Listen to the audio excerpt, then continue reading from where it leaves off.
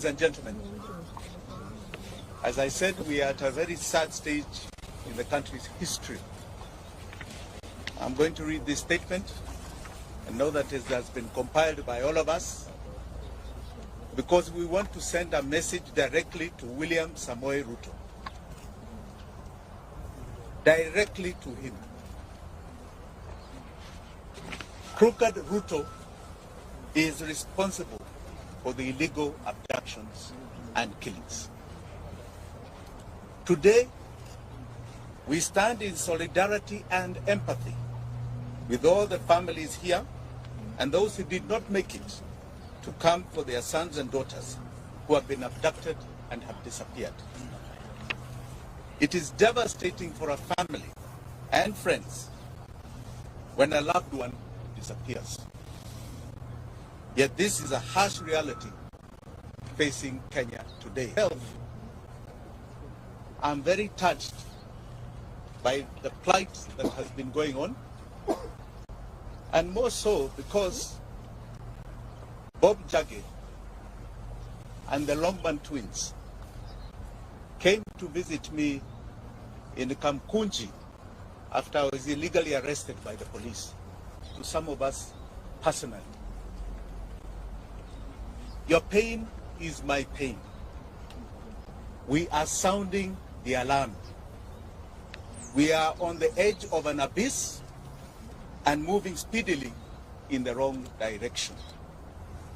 We must wake up and collectively demand for truth, accountability, and justice. Many times it is said that if it happens to one, we keep quiet. It happens to another, we keep quiet. Eventually it will land in each of our doorsteps of so-called terror suspects. We've seen it over the years. But because there is a security team that tells us that it's for our benefit, we keep quiet.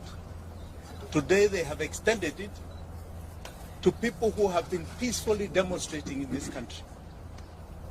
Abductions is becoming a way of life. Extrajudicial killings a way of life.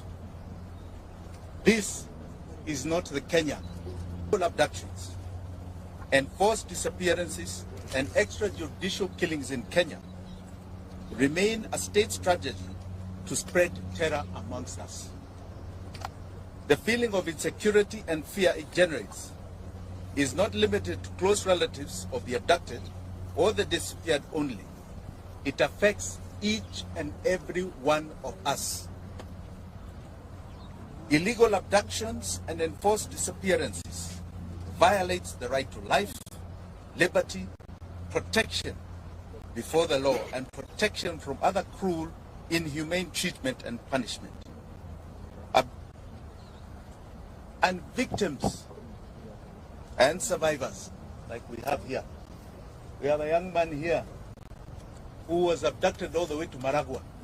He'll tell you his story. Abductions are a gross violation of the international law, including it is kidnapping people, kidnapping Kenyans.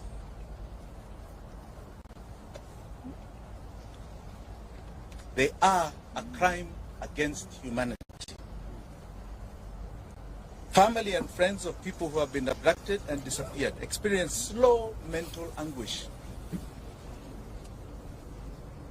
not knowing whether their son or daughter, mother or father are still alive,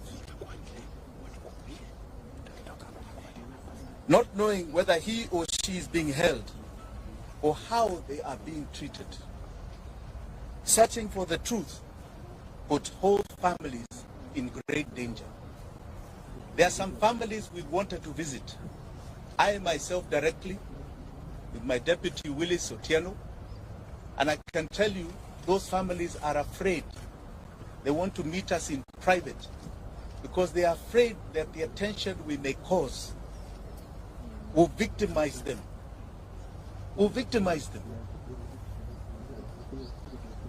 No order or instruction of any public authority, civilian, military, or other, may be invoked to justify a form of abduction, kidnapping to enforce disappearance.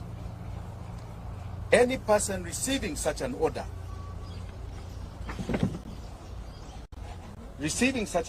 or instruction shall have the right and duty to not obey it.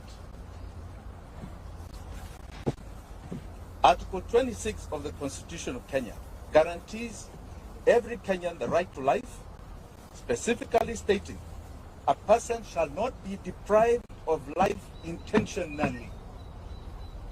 Article 28 and 29 of the Constitution provides the human dignity, freedom, and security of the persons, which includes and not be subjected to torture or treated or punished in a cruel and inhumane manner. The Inspector General of the National Police Service, under Article 245 of the Constitution, must exercise independent command of the police. We have seen what is going on. You have an IG who stands up and says you can demonstrate. It's in the Constitution. 2 days later, he's chasing everybody from the streets and his officers are shooting. Who is giving him those orders? The IG is constitutionally required to ensure the police operate with the highest standards of professionalism and comply with constitutional standards of human rights and fundamental freedoms while performing their work.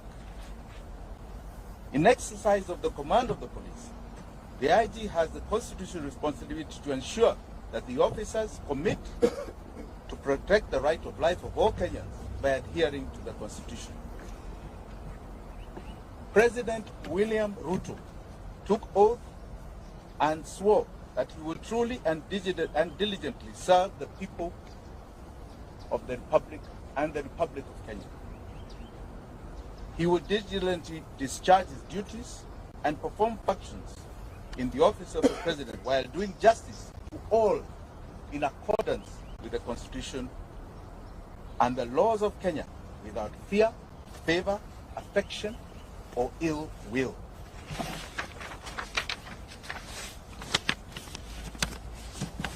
President Ruto, and I say crooked Ruto, the crooked man, took oath and swore to faithfully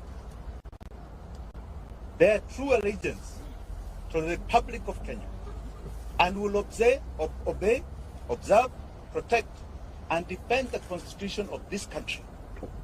And he will protect and uphold the sovereignty, the integrity, and the dignity of every single Kenyan. That is an oath you are swearing to God before 54 million Kenyans. Regrettably, today it can be confirmed that crooked Ruto has not only violated the Constitution of Kenya, but has contravened his oath of office. He has become a constitutional delinquent. For the avoidance of any doubt, if any of you have any, crooked Ruto is solely responsible for the abductions, enforced disappearances, and the murders of young Kenyans, Gen Z. He has turned his police force into a political militia. Kenyans must never forget William Ruto's history. And Kenyans will never forget what he's doing to us today. Crooked Ruto is hypocritically mocking, laughing, and demeaning the abducted, disappeared, and murdered sons and daughters of this country, and their loved ones who are painfully crying daily. The only crime they have committed is exercising their constitutional and democratic right to peacefully and unarmed demonstrate on the streets in our country. We will not yield to crooked Ruto's tyranny. We will not. Because to yield is to advertise to all those that have fought for the democracy that we have today, starting from 1920. We are telling them that we have succumbed to the will of tyranny. William Ruto will not take us there. He is no different. When you look at that man, read the history of people like Pol Pot of Vietnam, Adolf Hitler. Read the history of Amin Dada, who was just next door to us, Umar Bashir, who created atrocities in Sudan. He is no different. It's not a man to glorify. That is a man to feel shame that he represents this great country called Kenya in any position.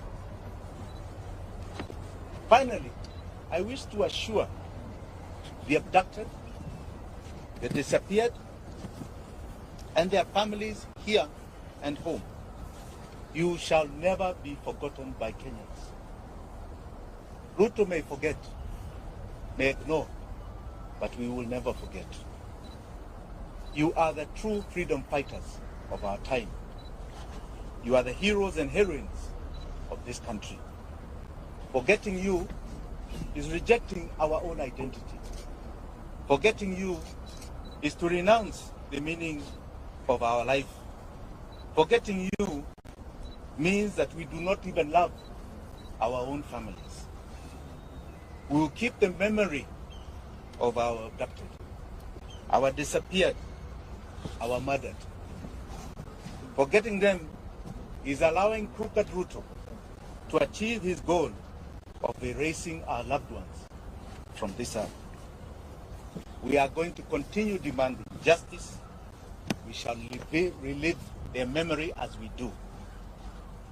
The abducted, the disappeared, the murdered shall live forever in our minds, in our hearts, and etched in the history of this country.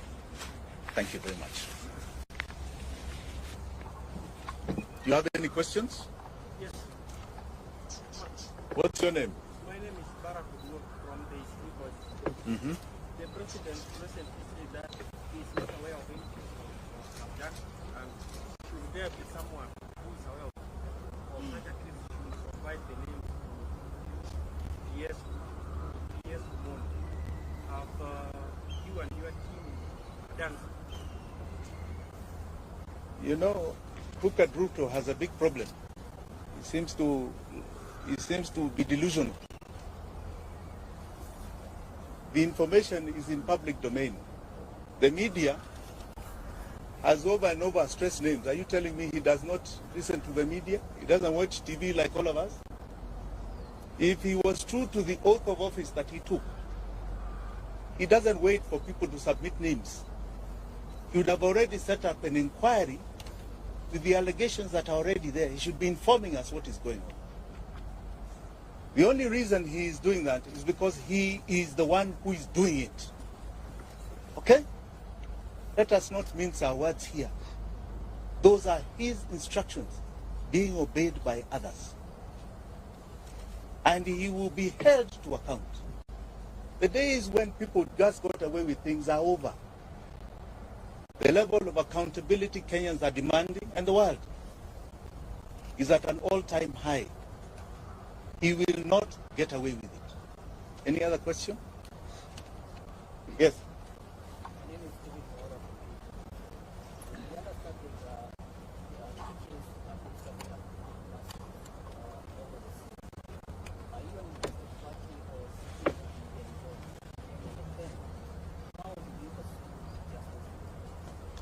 You know, justice for the victims is historical to us.